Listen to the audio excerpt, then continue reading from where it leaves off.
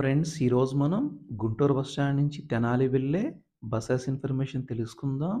గుంటూరు నుంచి తెనాలి వెళ్ళే బస్సులు గుంటూరు బస్ స్టాండ్‌లోని ప్లాట్‌ఫామ్ నంబర్ 35, 36 నుంచి బయలుదేరి వెళతాయి. గుంటూరు నుంచి తెనాలి వెళ్ళటానికి బస్ టికెట్ రూ. 30గా ఉంటుంది. గుంటూరు నుంచి వడ్లమూడి విజ్ఞాన్ కాలేజ్ వెళ్ళటానికి బస్ టికెట్ రూ. 30గా ఉంటుంది. గుంటూరు నుంచి తెనాలి డిస్టెన్స్ 29 కిలోమీటర్లు.